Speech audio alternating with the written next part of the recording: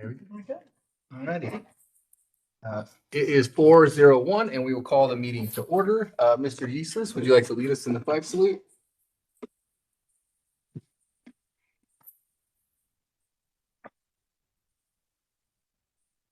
I pledge allegiance to the flag of the United States of America and to the republic for which it stands, one nation, under God, indivisible, with liberty and justice for all.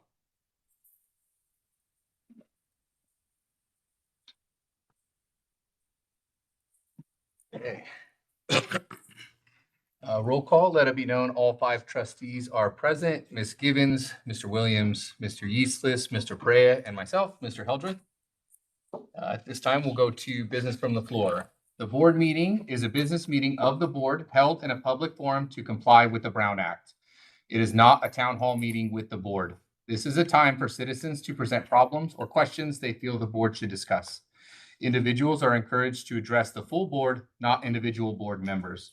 The law prohibits the board from taking action on items not on the agenda. Request to speak cards should be filled out in advance and presented to the superintendent's executive assistant.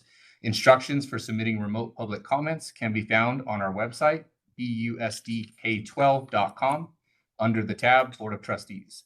The board has a policy limiting any speaker to not more than 3 minutes. For the record, please state your name. Do you have any at this time? Not at this time. All right. It is 4:03 and we will adjourn to closed session.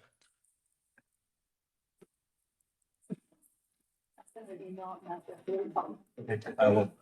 Yes.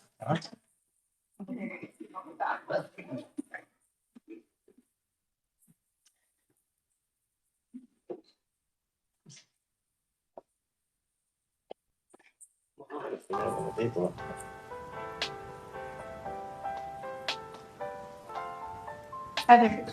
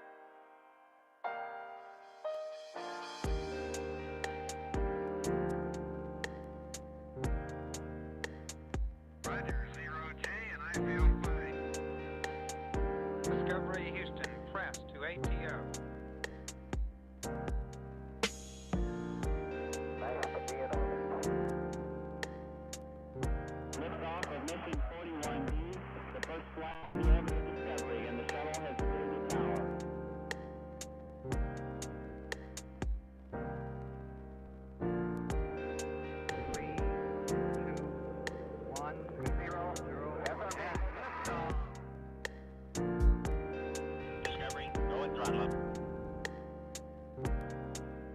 4 computers now have primary control of critical vehicle functions.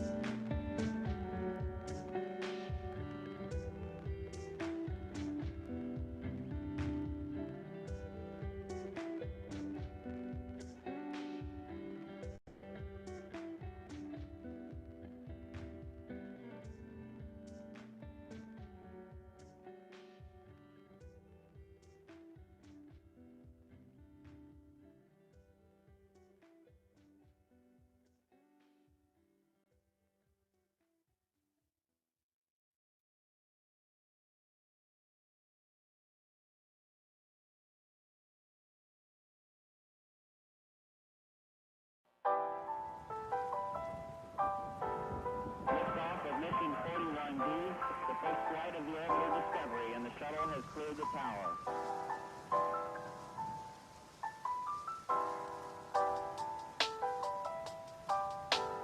Discovery's 4 computers now have primary control of critical vehicle functions.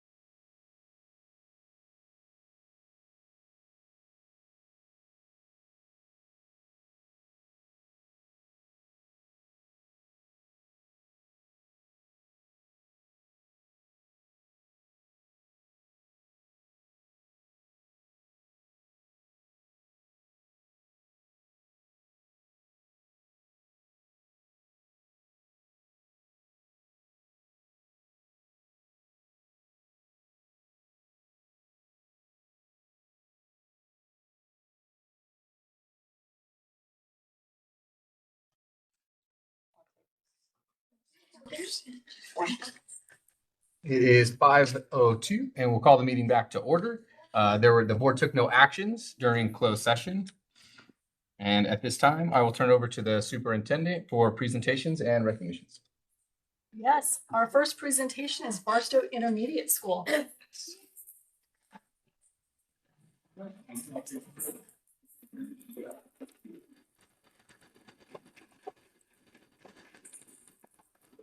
Facing down. Facing down. What? Where? Facing down.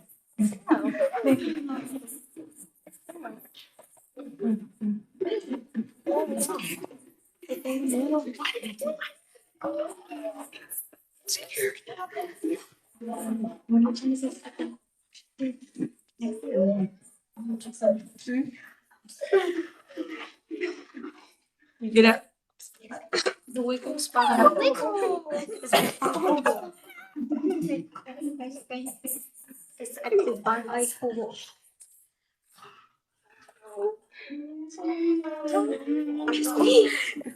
I'm sorry. So good afternoon, everyone. This afternoon, our students will perform a traditional Filipino folk song called Bahay Kubo, which means Nipa Hut in English. This song is very special in the Philippines because it talks about a small, simple home surrounded by many kinds of vegetables and plants, showing the beauty of nature and Filipino culture. We hope you enjoy this lively and colorful song that celebrates community, family, and the fruits of the land. Please welcome our performers.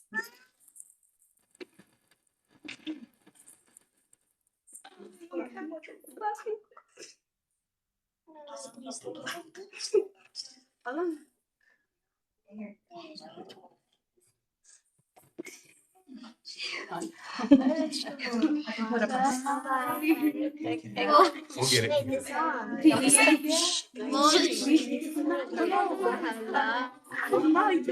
We'll restart it, guys. We'll restart it. Hello. To warm up. The widows. I'm scared. I'm not ready for this. The widows. Kumusta mga bata? This song is about a small house with plenty vegetables. Vegetables. Bahay. Kubo. Kahit. Moti. Ang halaman ay sari-sari. Singkamas at talon. Sigarilyas at mani. Sitaw, bataw, patani. Tulo, patola. Tutot, kalabasa. Asagang inupan. Labanos, mustasa. Sibuyas, kamatis. Bawang at luya. This is an Nabibig. Ang damno ng liga. is growing along the footpath. Bahay, kubo, kahit puti. Ang halaman ngayon ay sari-sari. Sikamas, talong, sigarilyas at mani. Sitaw, bataw, patani. Pundo, patola, putot, kalabasa. Sitaw, labanos, mustasa. Sibuyas, kamatis, bawang at luya. Sa paligid-ligid, ano ng liga. Get your vegetables to be big And strong. Vegetables. Hey, thanks for what?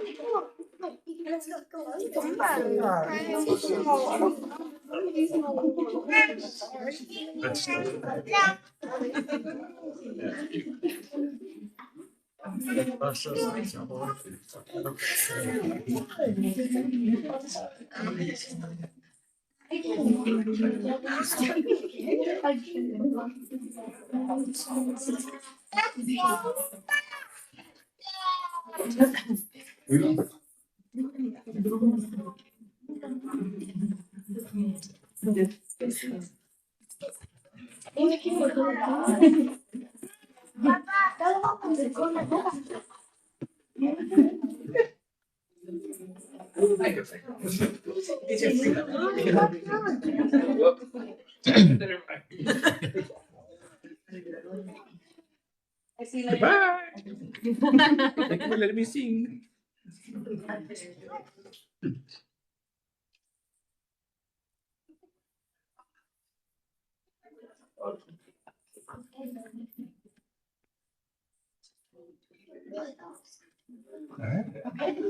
And Rebecca Michelson will be presenting UCP report to the board. Good evening, board, everybody else. It's good to see you all. That's a hard act to follow, so this is my best.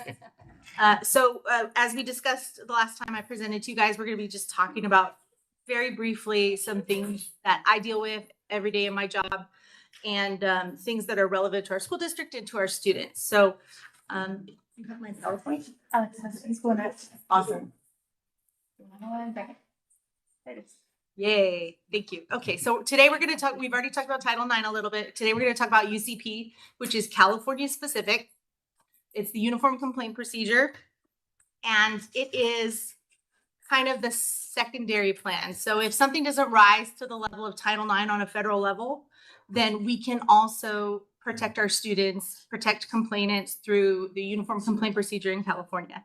And especially in current political climate, the UCP in California covers even more protections for our students. And I can talk a little bit about that in a moment. But again, just wanted to introduce myself again. I'm Rebecca Michelson. I'm from Barstow. We moved here when I was 5. My dad was in the Army, and by the time he retired from Porter, when he was Signal Corps commander. So I spent a lot of my time abroad when I was a kid, and always just really appreciated diversity and learning new languages and talking with everybody that I could in whatever language I thought I knew. But my mom and dad both became, well, my dad became a teacher after the Army, and my mom was a teacher. She started actually at a DoD school in Naples, Italy, when we lived there. So it's been an interesting journey.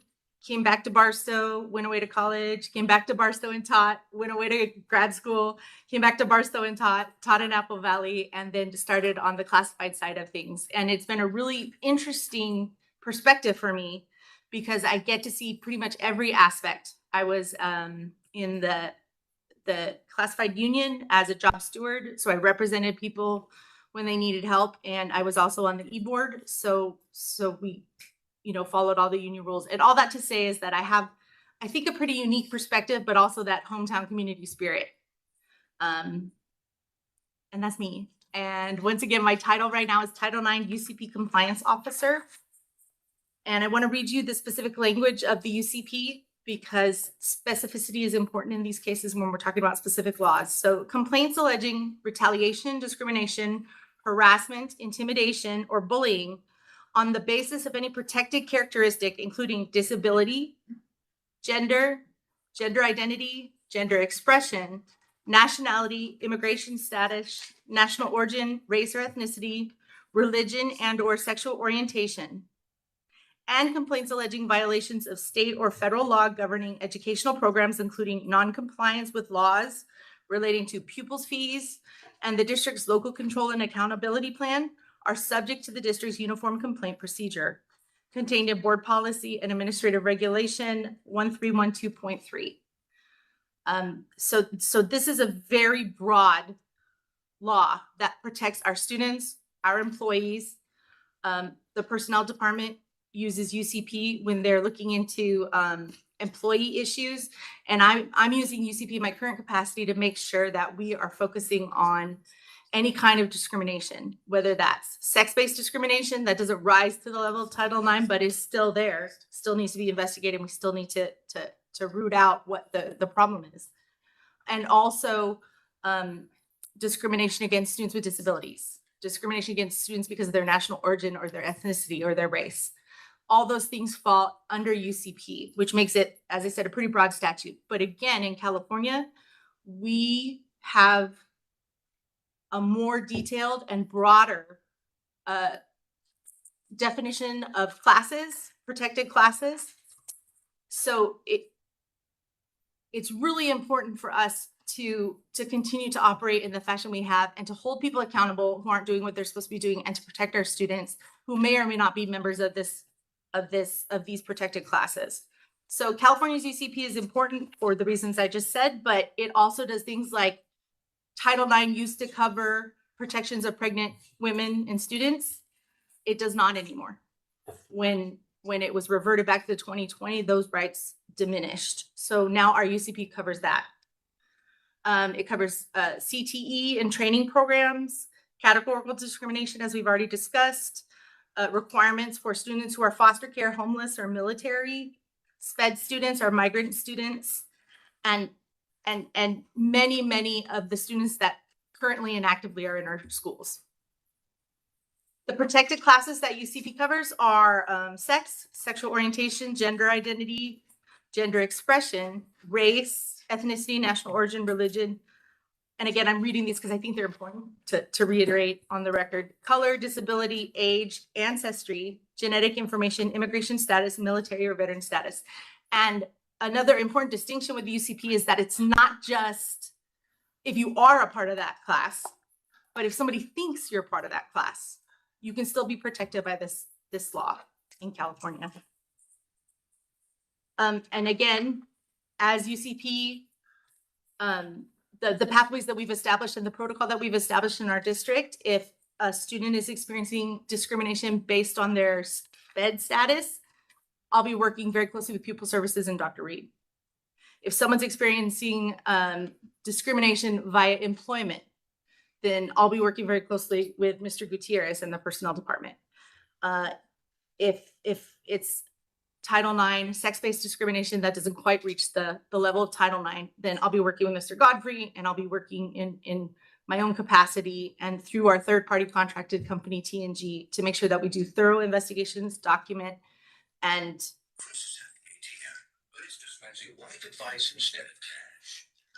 also protect our students. So I am perfectly willing to entertain any questions that the board has at this juncture. And if you don't have any questions, that's okay too. Do we have any questions, comments? You guys can always harass me later. Oh, I said that. Thank you. Thank you guys very much.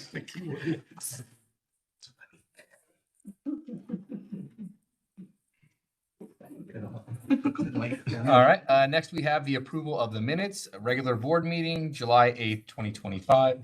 Can I get a motion to approve? So move. Second. All in favor? Aye. Okay. Next, we're going to go to business from the floor. The board meeting is a business meeting of the board held in a public forum to comply with the Brown Act. It is not a town hall meeting with the board. This is the time for citizens to present problems or questions they feel the board should discuss. Individuals are encouraged to address the full board, not individual board members. The law prohibits the board from taking action on items not on the agenda. Request to speak cards should be filled out in advance and presented to the superintendent's executive assistant. Instructions for submitting remote public comments can be found on our website, busdk12.com, under the tab Board of Trustees. The board has a policy limiting any speaker to not more than 3 minutes.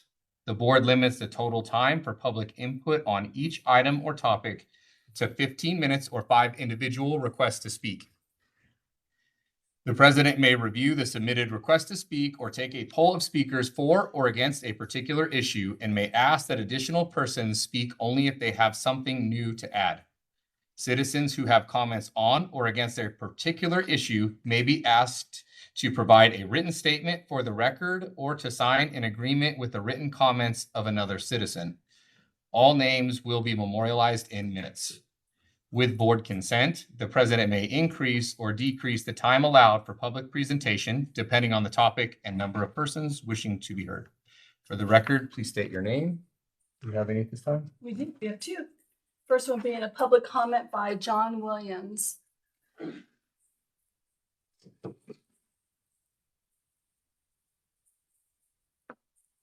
There's a timer on the back. For you as well. Okay. John Williams. First of all, I want to acknowledge you guys. Mayor Pro Tem is here tonight. Mayor Pro Tem has told me a better schools, better education, better Barstow. I believe that. It's a teamwork. I want to explain a little bit of what happened on a Facebook post that I posted. The post was about a resident who came to our city council meeting, who talked about a specific issue in that. No one addressed that issue. So I went on Facebook and I addressed it. And when I addressed it, I didn't say anything was true or not true. All I did was say, get the information from the schools. Next thing I know, on Monday, the mayor gets a phone call. Gets a phone call, comes to the school. I don't work for the mayor. So if you guys think I work for the mayor, big mistake. What upset me more than anything else, no phone call was made to me. But you sent it to the mayor. That mayor showed up at 10:30 to meet with the superintendent. I get the phone call that he got his butt chewed out. Okay, you're a mayor. You want to get chewed out, get chewed out.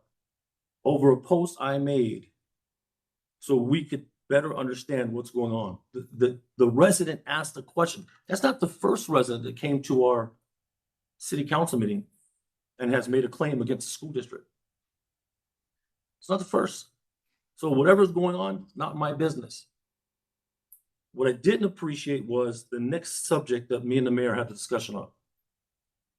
My understanding is there's a letter coming my way or the city's way for some, either to silence me or whatever. If that's true, I want that letter. I'm going to tell you right now, I'm going to post that letter. If you're going to threaten me, not only as a resident, but as a political figure, we got a problem. Not only did you threaten me with a lawyer, you actually shut down my First Amendment right. Because I took the post down. I took it down. I don't think none of these school board members know exactly what's going on. How ridiculous would that be to have a resident shut down? If that's how we're doing business, it's gonna be unbelievable. What you did not know is that that message was sent to our city attorney for his approval to make sure there was nothing wrong with that message. And he approved it. You didn't know that, did you? What now happens is, now you got my attention. Now we're going to focus on a better school. And I'm going to help you do that. So I appreciate it. All right, thank you. E.D. Snell, general public comment.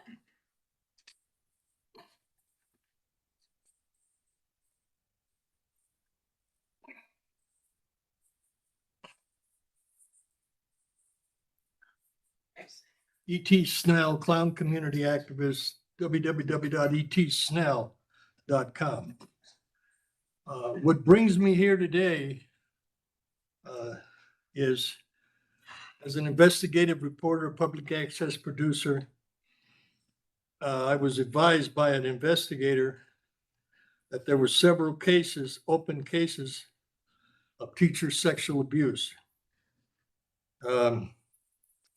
Regarding the 15 teachers in the article that they have in the from KTLA, I would like to know who those teachers are. I would like to know what your process is for notifying the police department of child abuse. And I don't want to know the names of the children. I want to know the names of the perpetrators and what you've done with them. Could I see a raise of hands of anybody that would be willing to take a polygraph to find out how many child molesters in the school district? Is there anybody that would take a voluntary polygraph to try to find out who the sexual predators are? Nobody. And that's why I'm here. Because now one of you guys care more about the union and your jobs than you do the children. And I gave you an opportunity to raise your hand and you didn't. You're supposed to report mandatory to the police department. I would like a record of those reports, when they happen, what they happen. And we're going to turn this thing around. It's going to be everybody's going to be raising their hand when I'm done, or you won't be sitting up there. Because if you care more about your job in the unions than you do about the children, then goddamn you all to hell. And that's just the way I feel. If you don't put the children first, you don't belong to sit up there. And I'll look at each and every one in the eye and tell you that's exactly how I feel. And there was a case in 1984. In fact, the teacher never did any time. He didn't get jail time. So I know what the court, Judge Kamansky, pedophile judge, took a little boy off the bench, took him home, sodomized him. So I know what our court system is in San Bernardino County. But I would like to follow those 15 teachers, and I'd like to see if they're still in the school district now. And I'd be willing to bet you dimes to donuts that there's a bunch of stuff going on at the school district that nobody's saying about. Because all of a sudden, in 1960, there were no more complaints. Well, the tooth fairy just come in and all of a sudden it just stopped? No, it didn't stop. I think somebody's hiding them. And we're going to get to the bottom of it. It's mandatory that you notify the Barstow Police Department every time a case of child sexual abuse goes on. And I don't think that's been happening. We're going to find out. And the procedures of notifying the police department needs to be exemplified and found out. And for a case Sir, your time is up. Thank you. that it is.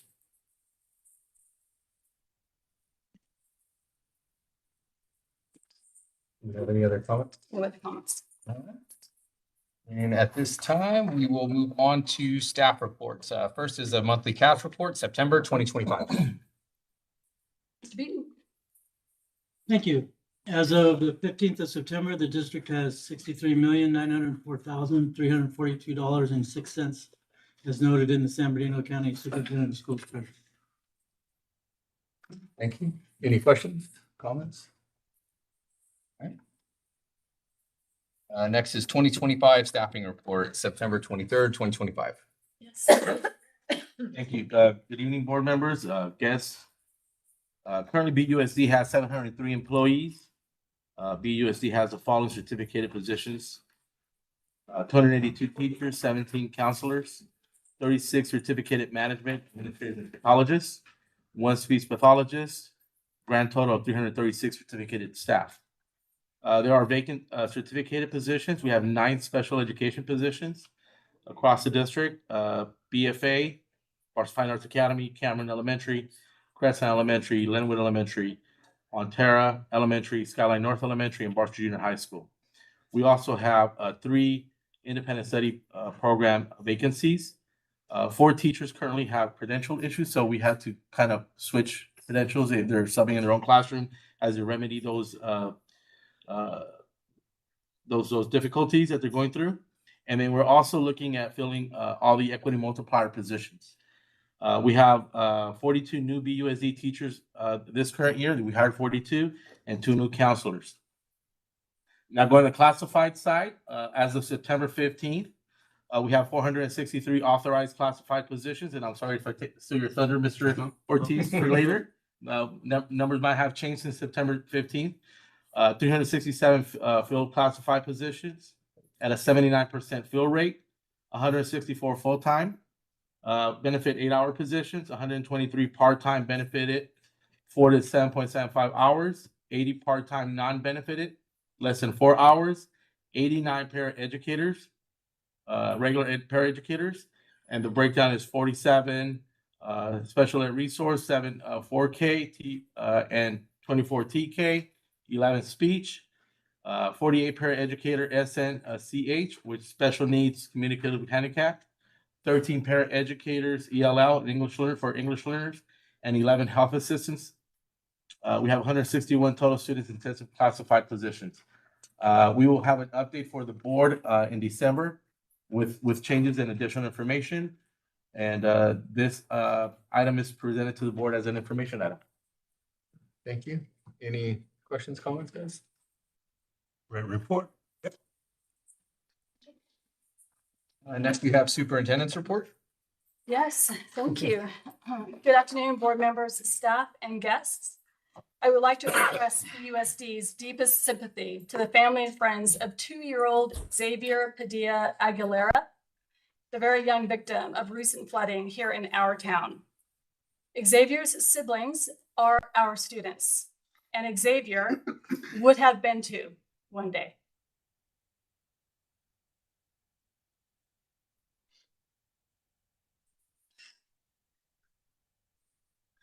Okay.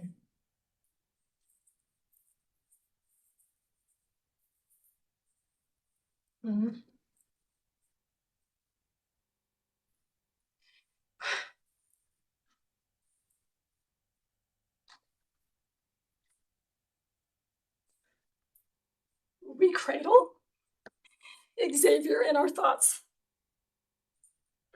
We will care for his siblings with support and comfort. And we give our condolences to his parents who carry his loss deep within their hearts. And I apologize.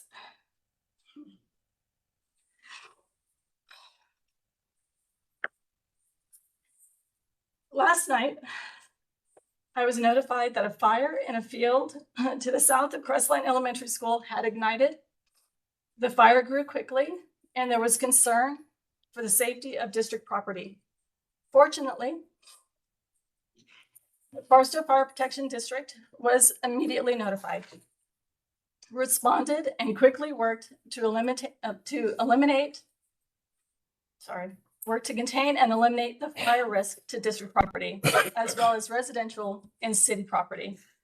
Here is a huge shout out to the members of Barstow Fire Protection District who worked tirelessly to protect the city and its assets. BUSD is grateful for you. Thank you to the Board of Trustees who spent this afternoon in another governance workshop, working on our core values, updating our board handbook, and ensuring we are modeling expectations so all BUSD employees feel supported and valued.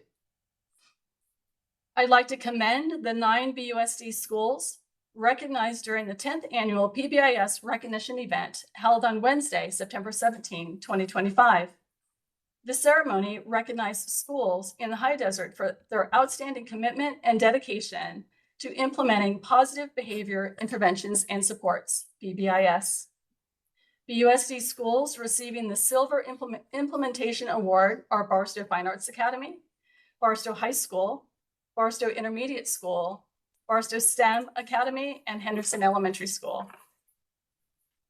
The Gold Implementation Award was given to Lenwood Elementary School, Montera Elementary School, and Skyline North Elementary School. And for the 3rd year in a row, Cameron Elementary School received the Platinum Implementation Award.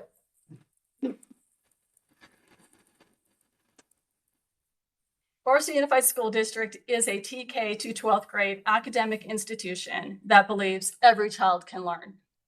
We provide the environment for them to do so. We apply kindness, empathy, caring, and compassion. We build relationships based on the knowledge that children thrive when they are loved. We model positive behavior, strategize interventions, and above all, support. We look at the whole child, family, school, and community. Barstow Unified School District focuses on human rights, kindness, courage, and resilience. We work to instill other means of correction that do not include attacking others for their beliefs, but in seeking justice for all. Our goal is to ensure that each of our schools treats students fairly, equitably, is safe, and maintains an environment conducive to learning.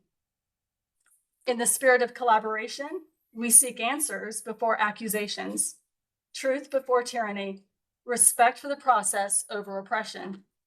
We are about encouragement and support of our community and society at its core, the people.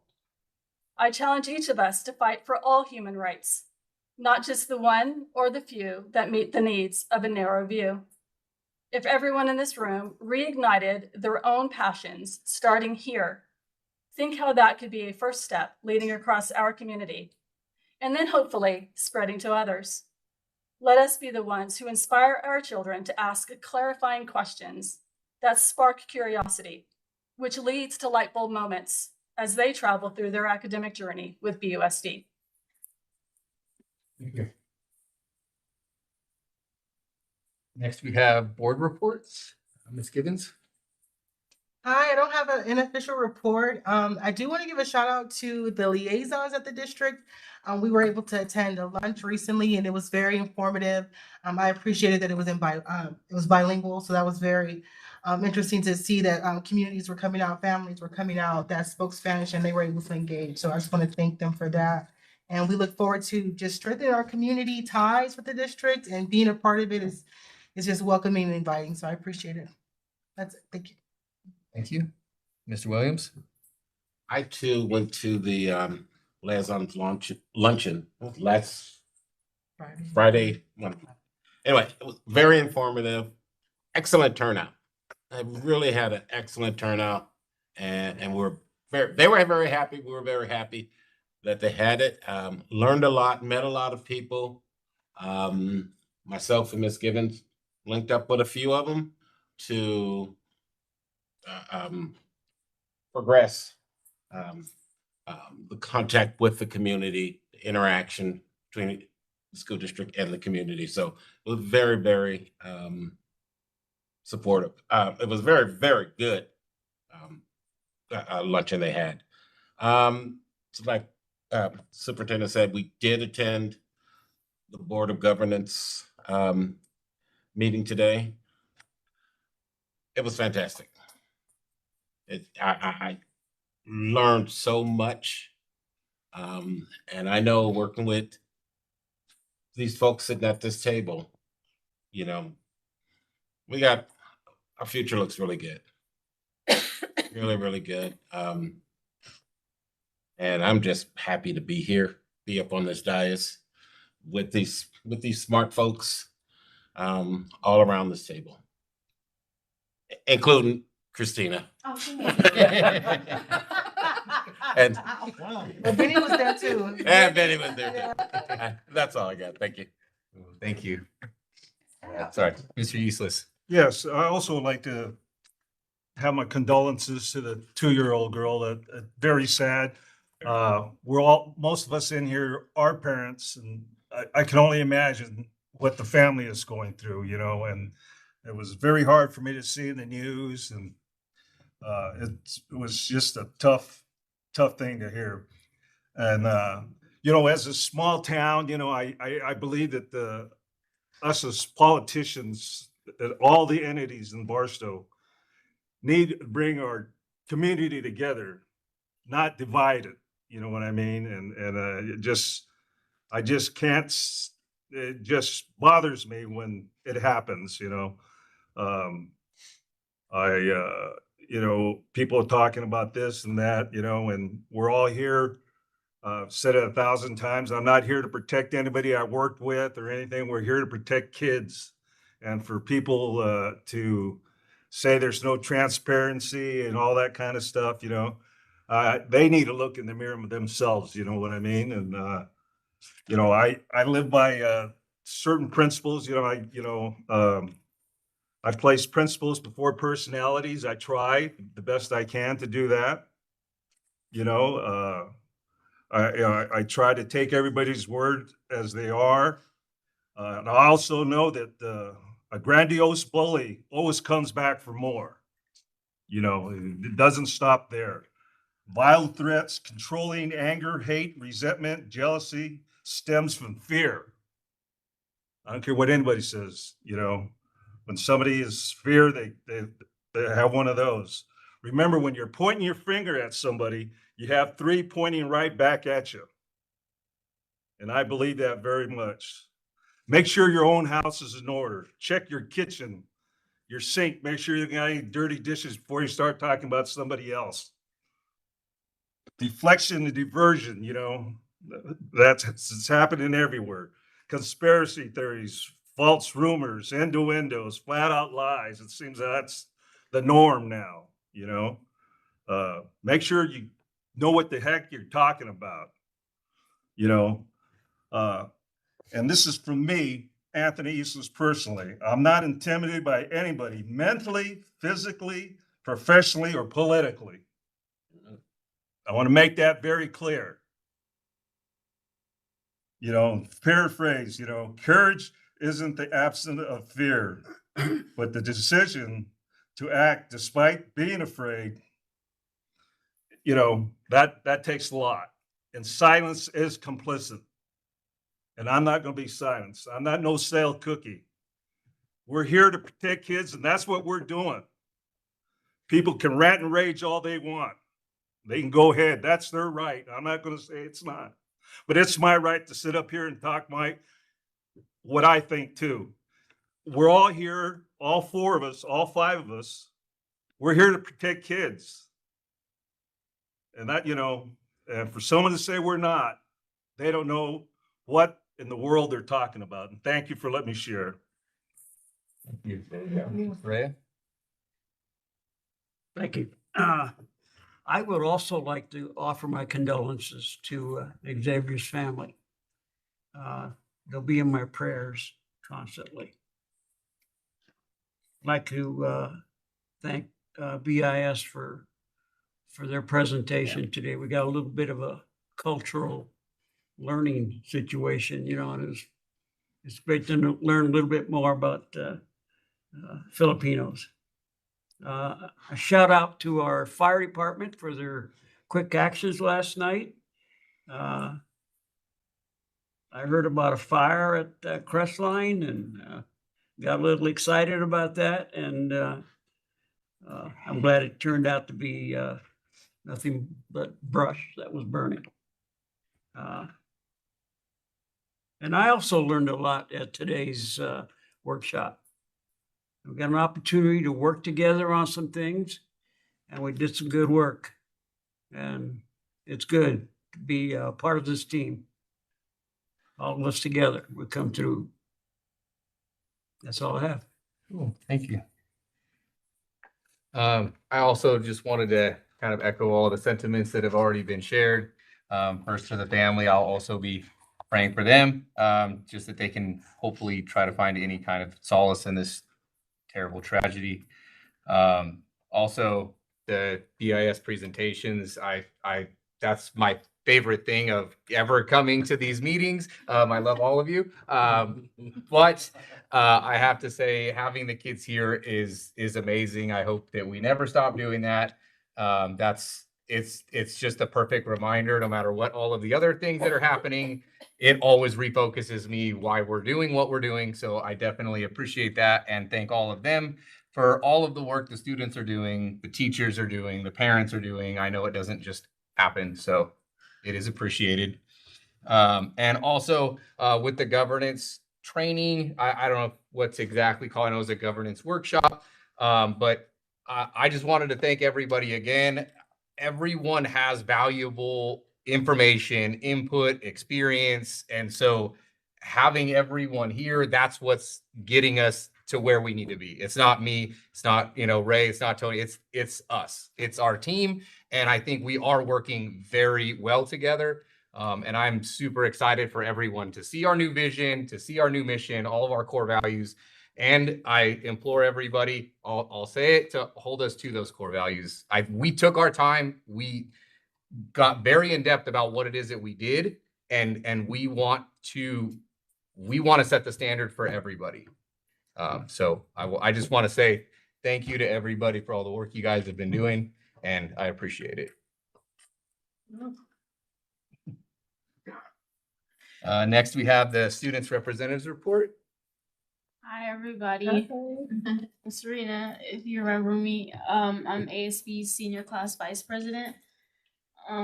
As you guys probably know, we just finished with homecoming. I think it was pretty good. We're getting some pretty positive feedback so far. But the thing that's coming to ASB is that our numbers are dropping fast. This year, we had about 225 kids. Last year we had 320, and the year before we had 500. So every year it's kind of dropping. And we're thinking that the pricing is the problem because they want more stuff, but we have to charge them more for the more stuff. And then the kids don't want to pay them more because they don't have the more. And so we're trying our best to like make it even somewhat, but we don't have the funds to do that. And tomorrow, the sophomores, I believe, are going up to Bee Hill to repaint the bee for the tradition for the Axe game coming up. And then next Thursday is Powder Puff, and then that Friday is the Axe game, but it's an away game, so yeah. And we have finished up our Square payment system. It's working very good. Students, I think most of them prefer to pay online rather than have to go to the bank, get cash, and come back. So we believe that is working very great. And lastly, we're thinking about a movie night coming up soon for the Barstow High School. We're gonna watch Hocus Pocus, and that's it. At the school? Yeah. We have a whole projector and everything. Thank you. You are more than welcome to stay for the whole meeting if you would like, or if you would like to leave, that's also fine as well.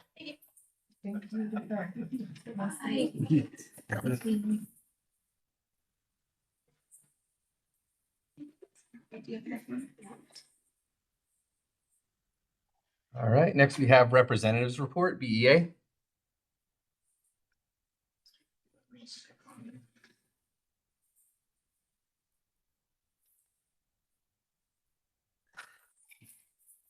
Good evening, members of the school board. I stand before you today bringing forward a grievance that affects the teachers of drama, art, computer concepts, and dance at Barstow Junior High School.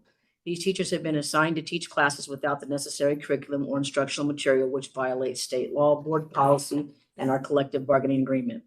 While this is an important and urgent issue on its own, I must also express our deep concern about the administration's ability to resolve this issue. We do not have confidence in the current administration at Barstow Junior High School, particularly with regard to the track record not following board policy and the BEA contract. One key incident we need to address occurred earlier this year on Tuesday, February 25th, 2025. It was brought to BEA's attention that the junior high administrator attended a field trip to the beach and UCSD with her students on Monday, February 24th, 2025. While at the beach, the administration met with her adult daughter for approximately about an hour, and then her daughter boarded the bus with students and traveled with them to UCSD. The BEA formally requested an investigation into this matter as we believed it was a violation of Board Policy 1240, which outlines expectations for school-sponsored trips and adult supervision. However, no action was taken and the issue was never resolved. The lack of response has only deepened our concern about the administration accountability and the district's willingness to enforce its own policies. Moreover, we have serious concerns about the same Barstow Junior High School administrator handling a few teachers' evaluations last school year. The BEA filed a grievance regarding the refusal to follow the proper procedures as outlined in the BEA's collective bargaining agreement. As a result, the solution to that grievance was a note on the teacher's evaluation stating that the district had requested the evaluation not be acknowledged at all due to the administrator's failure to follow protocol. This outcome speaks volumes about the administration's disregard for contractual obligation and professional standards. Given these past incidents, it is extremely difficult for the BEA and its members to trust that the administrator at Barstow Junior High School will resolve the current issue with the curriculum. If an administrator is allowed to violate board policy and the collective bargaining agreement on multiple occasions, how can we trust that they will take the necessary actions to provide our teachers with the curriculum and instructional materials they need to properly teach their students? Teachers cannot and should not be expected to work under these conditions. We understand that administrators are in positions of authority, but they also have an obligation to support the teachers they work with, uphold district policies, and follow the contract agreements that we negotiated in good faith. If the district allows repeated violations of policy and contract, it sends a message that our educators and their rights are not a priority. To recap, the grievance we are presenting tonight is straightforward. The teachers of drama, art, computer concepts, and dance at Barstow Junior High School have been assigned to teach without an adopted curriculum or sufficient instructional material. This is a direct violation of the collective bargaining agreement, specifically Article 29, Curriculum and Instruction, and Article 20, Employee Evaluation. Board Policy 6141, which requires the board to adopt a written curriculum for every subject offered. California Ed Code 610 and 60119, which requires sufficient instructional material and the adoption of standard aligned curriculum. We are requesting that district immediately provide the necessary curriculum and instructional materials for these subjects in alignment with state standards, and that the BEA be involved in the process moving forward. We also request the district refrain from assigning teachers to teach courses without a curriculum in the future. We are asking for immediate action to address the grievance because the absence of curriculum is a serious obstacle to our teachers fulfilling their professional responsibilities. It is also a disservice to our students who are being denied proper education in these critical subjects. But we also ask you to consider this. If the district has allowed the administrator to violate policies and contract in the past, what assurance do we have that administration will take meaningful action to fix this curriculum issue? Without accountability, how can we trust that our teachers will be supported moving forward? We hear that word accountability often from this board, but who exactly is being held accountable? The teachers, the administrator, the school board? Accountability cannot be a one-way street. 4 seats on this board will be up for election in 2026. Beginning now, we are holding you accountable for the leadership and direction of this district. And if this pattern continues, we will not hesitate to support and endorse candidates who are ready to put students, staff, and the community first. Thank you. CSEA? I'm gonna stand right here. I'm close enough to the podium. Good evening, everyone. I'm just gonna let you know the few things that we have coming up as kind of our priorities for classified staff at the moment. We have a couple of items on the agenda for tonight. We have MOUs in process, and we have our next general meeting with our membership on Thursday. So we look forward to continuing. We've kind of already started negotiations in regards to some job descriptions and things. We look forward to seeing more new positions created in the future, as well as more MOUs and items on the agenda for your approval. Thank you. Thank you. Personnel Commission? Yes, good evening, board members, staff and guests. This is the report for the Personnel Commission. Currently, we have 3 interviews in process, 2 recruitments that are in the testing stage, and 3 recruitments that are open. The classified statistics, which Mr. Gutierrez already went over, we have 367 classified employees, 164 8-hour full-time, 123 benefited part-time, and 80 non-benefited part-time. As always, we have classified management employees as well, 15. On the classifications, on security, we have no vacancies. On safety, we do have 4 vacancies, and we're scheduled to have interviews on the 29th here at the district office. On custodial, we have no vacancies. However, we see there's a retirement in the pipeline, so we're getting ready for that interview. We'll schedule interviews shortly. We have a good list for paraeducators. That's our big need. We have 62 candidates on that list, and we're coordinating interviews for the para-TK specifically to fill those positions. In addition, I opened that recruitment again because the need is so great that we opened right up. And I used our other job search engines, ZipRecruiter and Indeed, to get us more traffic, to try to get us more candidates. So we're trying to get more paraeducators to the list. Let's see what else we have. Our office is going to be closed tomorrow. We have training. We're all going to a Personnel Commission Association of Southern California conference. So we'll be out of the office tomorrow. I have an update for the Director of Facilities Maintenance and Operations.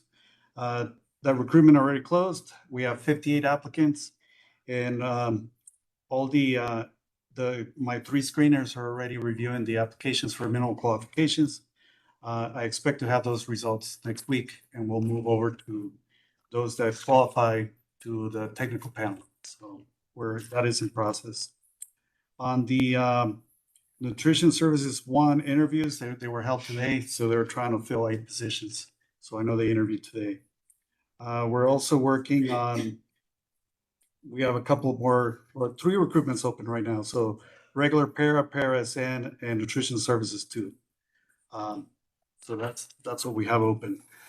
We do have new duties that we're onboarding, and we have a total of 34 applicants, so we're trying to process them. And we're processing substitutes for para and nutrition services ones, which is our biggest need. And we're holding those processes next week, or the processing next week on the 30th. Maintenance worker one interviews are being held on Friday, this Friday. And then our next regular PC meeting is Thursday, October 9th in this room at 4:30. And that is my report. Thank you. Anyone have any questions, comments? I have a really quick question. Did you say you have 58 applicants for the Director of So, Facilities yeah. Maintenance, yes, sir. wow. That's impressive. Yeah, we doubled from last time, but have to spend a lot of resources to put our application out there and our announcement all over the world. So, yes, it was hard. Awesome. All right. Yeah. Thank you. Thank you. If we don't have any more questions, we'll move on to the adoption of the agenda. Can I get a motion to adopt? So move. Second. All in favor? Aye. All right. Hey, communications. Normally there's not one in there. Acceptance of the 25-26 adopted budget report review and approval by SBCSS. Yes, Mr. Beaton. Yes, so we submitted our budget. Our LCAP was approved and the county approved our budget. And then our transfers available. So we're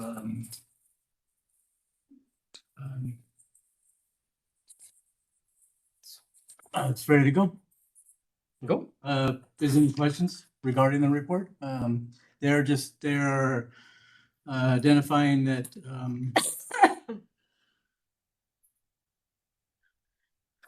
our report is complete and satisfactory. Anyone have any questions or comments? We can go spend money, huh? Yes, sir. All right. It's not 100% just on this report, but being that, on with the budget, just thank you for whoever got that. I'm assuming that was coming from you, but did make its way to us. And Friday report, just in regards to the question last meeting, just as far as following, all the changes by the state and just how we're all kind of hitting a moving target. So thank you for that information. It is a team effort. Yeah. Next, we have the consent agenda. Would anybody like to pull any items? Yes, I'd like to pull K25 Okay. and K26. Got those two. Does anybody else have any other items they'd like to pull?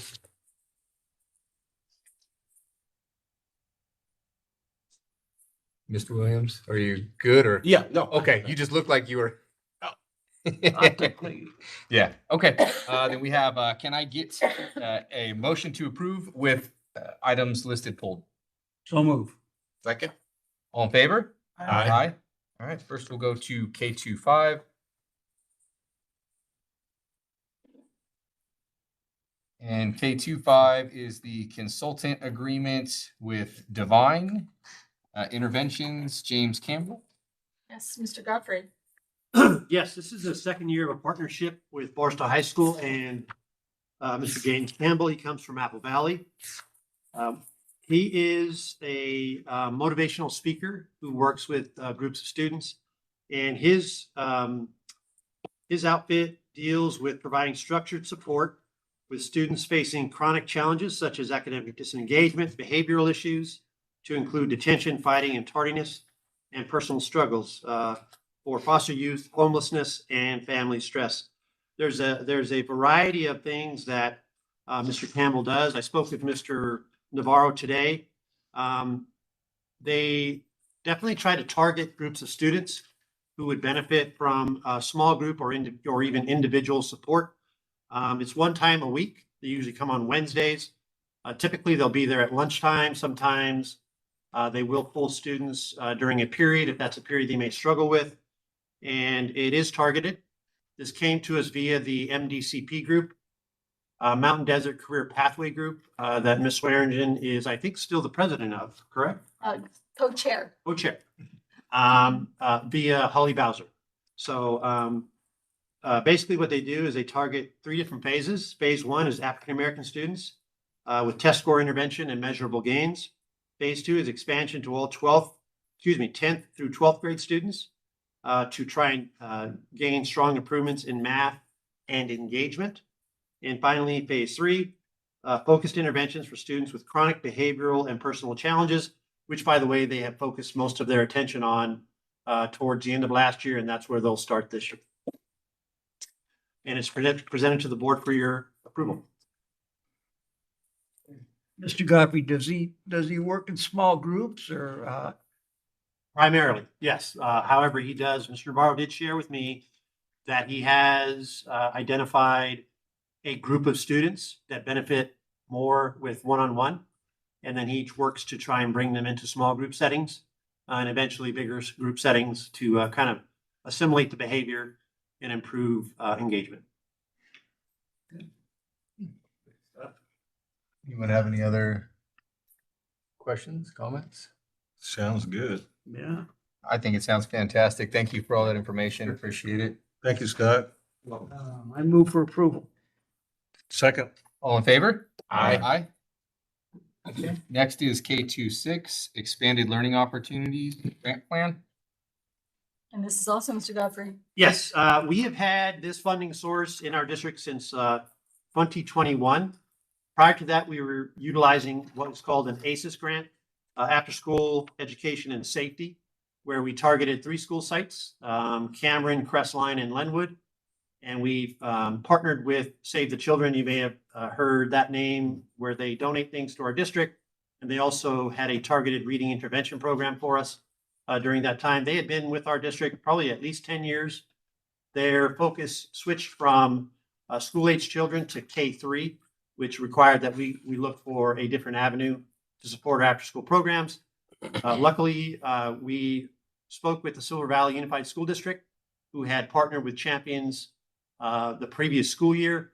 They were happy with the results. We had a conversation, and we were able to start at those 3 sites, Cameron, Crestline, and Lenwood. And we also had programs started at Barstow Intermediate School, which is a morning program, and Montero Elementary, as well as Barstow Fine Arts this school year. We're in talks with Champions to also include Henderson Elementary, which will bring us up to 7 school sites, with the hope that they get all 8 school sites involved, which would mean Skyline Elementary. And this is a K6 funding source for us.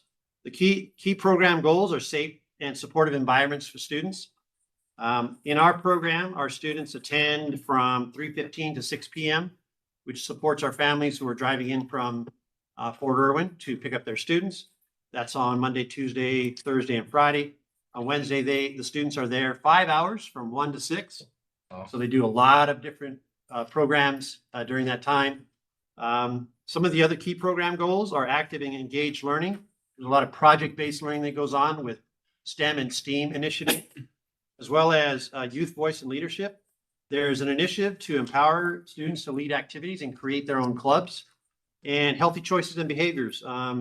There's a daily nutritious supper and snack, and 60 minutes of physical activity around the project-based learning and social emotional learning that goes on as part of the program. They also attach their initiative to our PBIS program, Positive Behavior Intervention and Support, in our school district to kind of bridge that gap between what goes on during the school day and what's happening after school. And then finally, with staffing and quality, they partner with us to ensure that their employees are engaging in the live scan fingerprinting and TB tuberculosis screening. They maintain a 1-to-20 student to staff ratio. They also leverage the same requirements that we have for our paraeducators in our district, that they at least have completed an Associate of Arts, or have completed, I think it's 48 credits, or have passed the exam that Mr. Dan Ortiz administers in all those reports that he shares with you every couple of weeks. And then finally, I think the number is 5.9 million this year with our management and budget. We partner obviously with Champions It's a very robust contract that you've seen it already.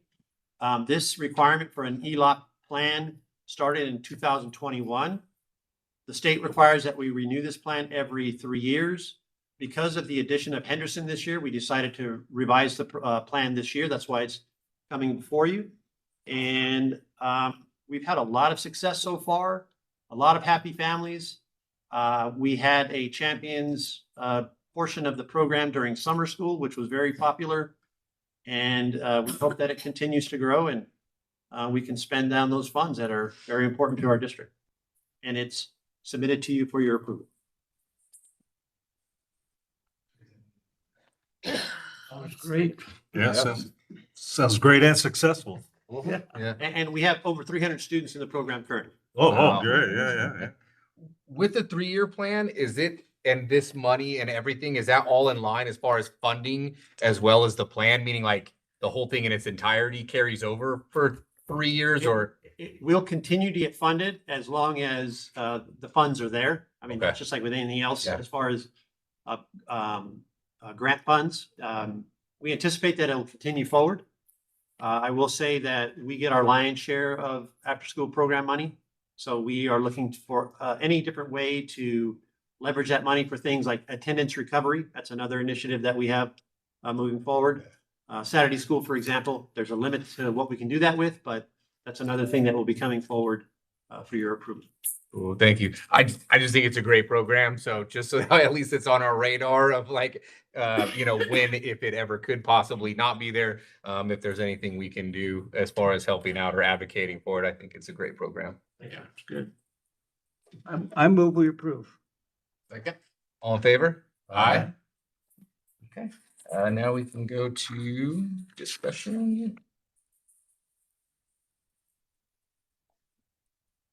First is General L11, Resolution number 5, Week of the School Administrator. Oh, do I? Okay, recommend that the Board of Trustees adopt Resolution number 5, 2025-2026, Week of the School Administrator during the second week of October 12th to 18th, 2025, and express appreciation for the outstanding job school administrators do. Thank you. Go back to a statement I've made many years ago where I had heard a speech by another administrator who said, recognize, recognize, recognize. And so this is our opportunity to recognize the school administrators in our district. And I will read resolution number 5-2025-2026, which is for the week of the school administrator. Whereas leadership matters for California's public education system and the more than 6 million students it serves.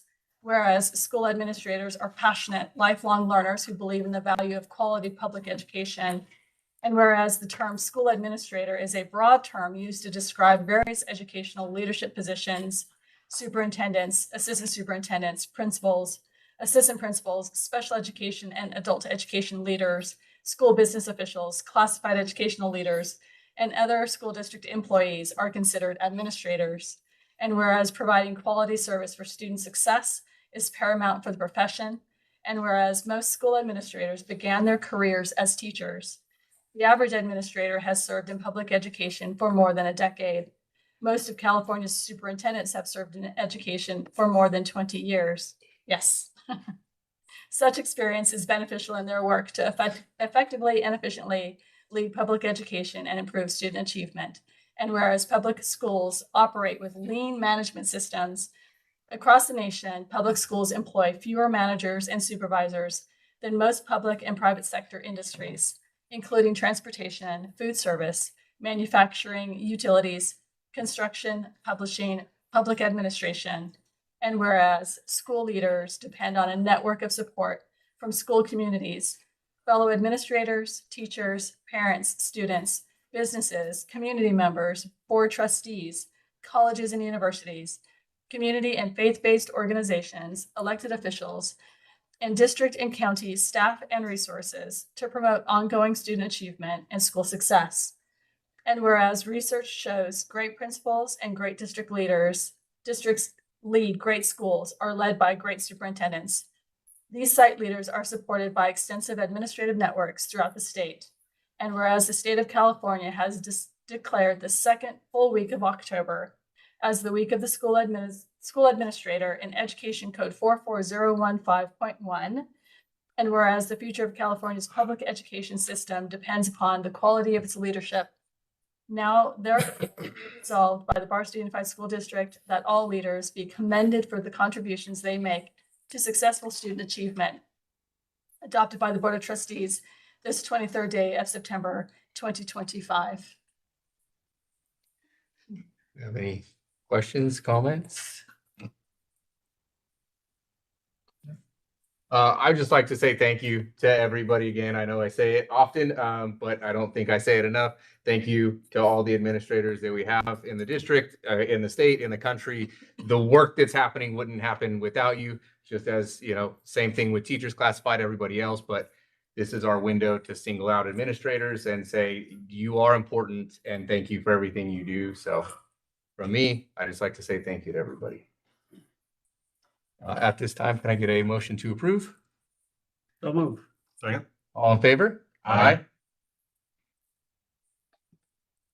Next, we have Education Services, L11, Resolution Number 3, 2526, Red Ribbon Week, October 23rd to 31st, 2025. Recommend the Board of Trustees adopt Resolution Number 3, 2025, Red Ribbon Week with the Barstow Unified School District during the week of October 23rd to 31st, 2025. I always have a hard time saying that. Say that 5 times fast. Mr. Godfrey. Yes, Ms. Jamie Fisher has agreed to present this item, and she's also succumbed to a test to not say Wed Ribbon Week. Resolution 3, 2025-2026, Red Ribbon Week. Whereas the annual Red Ribbon celebration will be observed across America during Red Ribbon Week, October 23rd through 31st, 2025. The mission of the Red Ribbon campaign is to present a unified and visible commitment towards the creation of a drug-free America.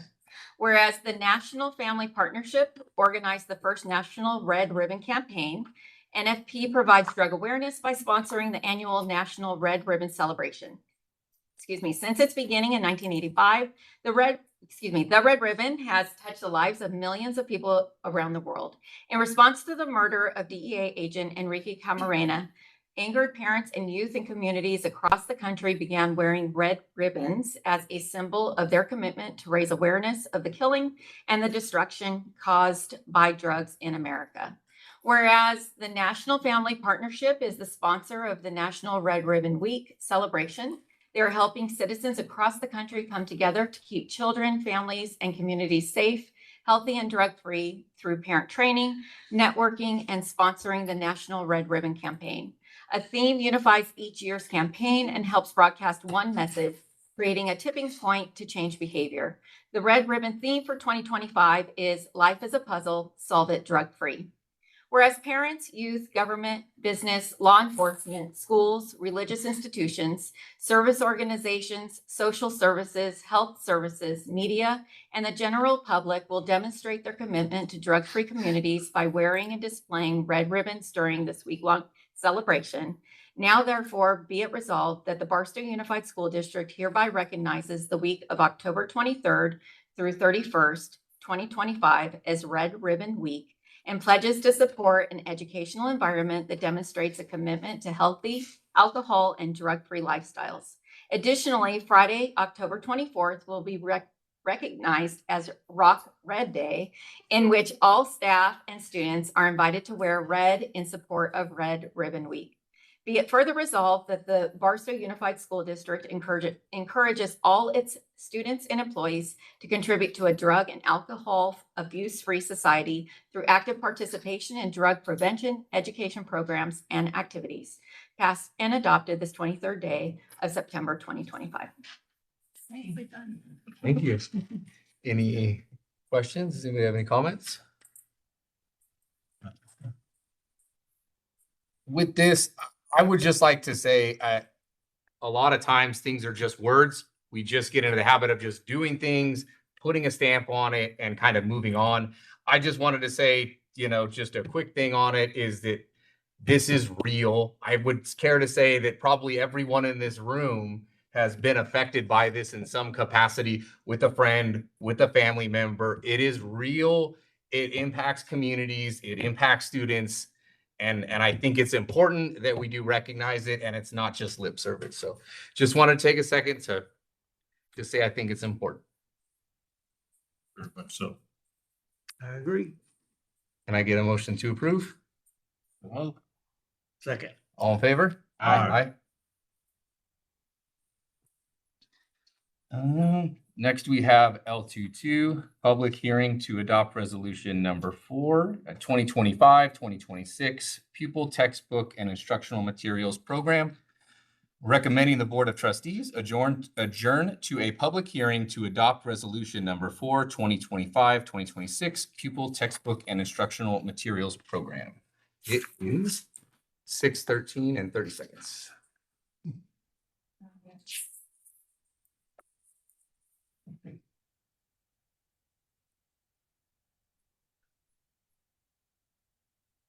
Questions, comments?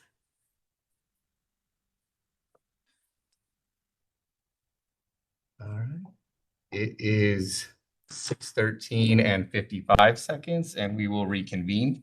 Following the public hearing, recommending the Board of Trustees adopt resolution number 4, 2025-2026 for pupil textbook and instructional materials compliance for the fiscal year 2025-2026 and authorize Deanna Swearingen, Superintendent, to sign the certifications for instructional materials fund realignment program TK8 textbooks and instructional materials 9 through 12 textbook and instructional materials.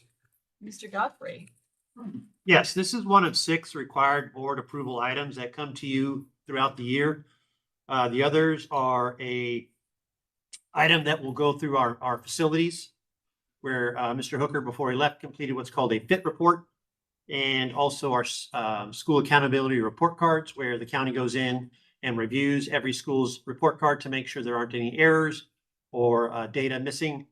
And then finally, the 4 quarterly reports that I always present to you where we're indicating whether or not there were any complaints in any of the areas. This year, they changed their process.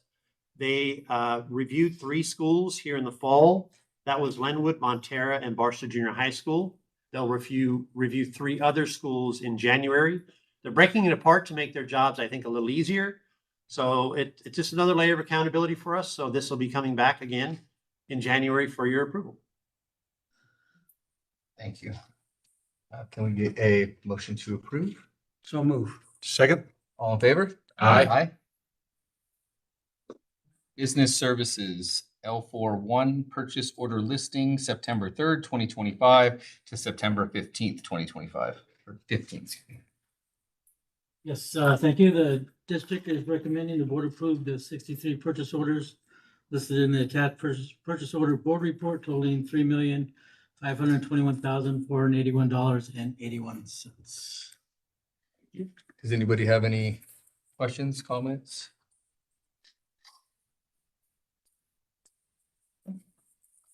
Can I get a motion to approve? I'll move. Second. All in favor? Aye. Aye. All right.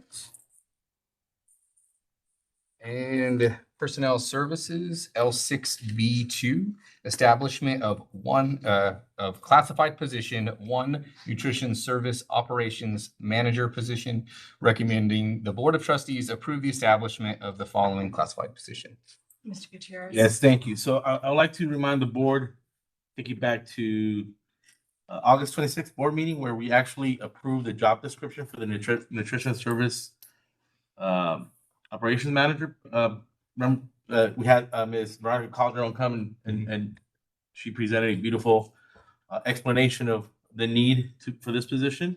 Since then, it has gone to the Personnel Commission and they have approved the minimum qualifications for this position. And now it's coming back to you for approval for the position.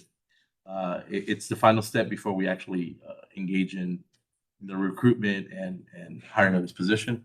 And it's presented to the board for approval. Thank you. Questions, comments, anyone? Let's do it.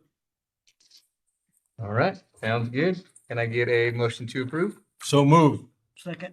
All in favor? Aye. All right. Does anyone have any items for future board meetings at this time? No. All right.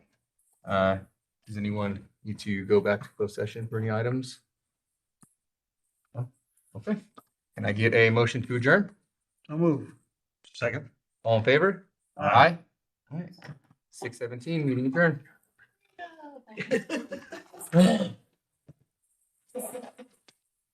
I need all of you to sign a resolution. Your Everybody has to sign a resolution? resolution. Yeah. Or, oh, yeah. Everybody has to sign the resolution.